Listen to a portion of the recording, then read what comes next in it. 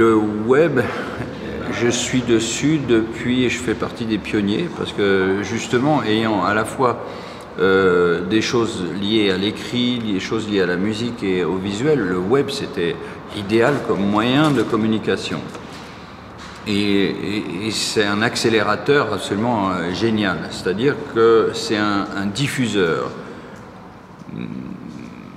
C'est un moyen de communication, c'est un nouveau moyen de communication, maintenant plus si nouveau que ça. Mais l'usage du web, c'est pour entretenir une espèce de communication superficielle, mais très rapide, un peu comme de l'huile sur de l'eau. Ça se répand très vite, ça n'a pas d'emprise, mais ça se répand. Et le web, pour moi, c'est un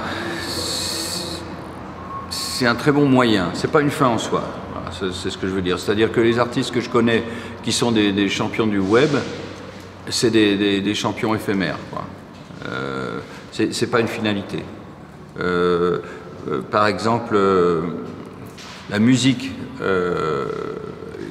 qui se transmet le plus par le web, c'est la musique le rock des années 70 et 80. C'est quand même paradoxal, mais en termes de nombre, les plus grosses diffusions sont celles-là. Ça veut dire, et ça c'était une musique qui existait pour ce qu'elle était. La musique d'aujourd'hui, on apprend vite le nom d'un mec, mais c'est comme l'eau sur de la toile. Pour qu'elle imprègne les fibres, il faut qu'elle ait son temps.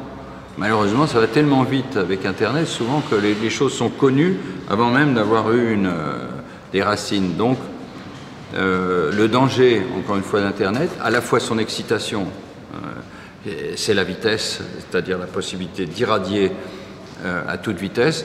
Le danger, c'est que souvent, il n'y a pas le fondement et la profondeur. Donc, moi, j'utilise Internet quand j'ai des choses à faire savoir, mais en général, il faut que les choses aient déjà été faites. Je l'utilise très peu en amont. Voilà.